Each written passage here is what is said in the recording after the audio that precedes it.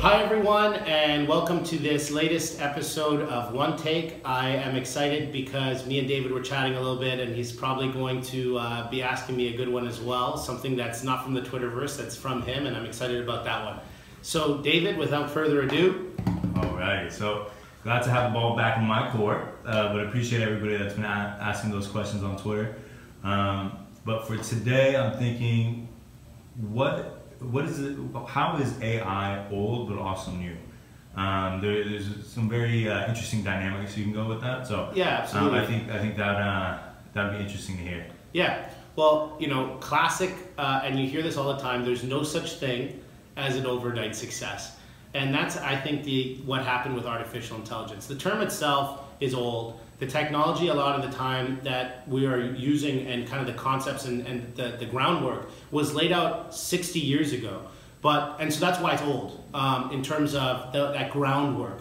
But why it's new and what I'll focus on, and I think I should focus on why artificial intelligence is now possible in the ways that it is in 2017, and why you can't pick up a newspaper or flick on the news or read a blog post or magazine without seeing it, is because a lot of the essential building blocks that folks knew about in the past that they needed to have weren't available to them. So even though it's an older field, there was a lot of things that happened in it, such as a time where it kind of peaked and then kind of went into a valley, where folks said to themselves, hey, you know what, maybe all this artificial intelligence stuff isn't cracked up for what it is and what it can be.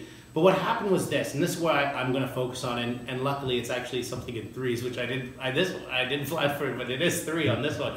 So this is why artificial intelligence is become like on the tip of everyone's tongue right now. Right now, before, there wasn't enough digital data, digital information to train these systems. So in the past, they had to train them with very limited data sets, which, think about this, like as a human, you go through multiple experiences. The more experiences you have on something, the faster you'll learn, the better you'll learn, the more complete your learning will be. Same thing happens with AI systems. With the vast amount of digital data that has been created since the advent of the internet and the digitization of a lot of our workflows, etc., that's essentially laid the foundation for these AI systems. And it's something that we had to almost wait for the internet. The internet in many ways set the stage for this digitization. So that's one.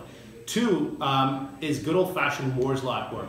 So what you're seeing is in the past, to be able to compute all the different things that needed to be computed simultaneously with an AI system, that required massive systems. A quick, kind of just to show even how much we've progressed recently, when IBM's Watson played on Jeopardy, it had huge servers, it was the size of a living room, you need huge cooling agents, and now that computing power, that raw computing power, can fit in the size of a few pizza boxes. So I mean, it's amazing what we've done already, and imagine what we've done, since the advent of a lot of this technology. I mean, there's more technology in your cell phone than what landed humans on the moon. So think about that, and what that did, coupled with that digital data, is form the ability to start doing massive amounts of computation simultaneously on large data sets.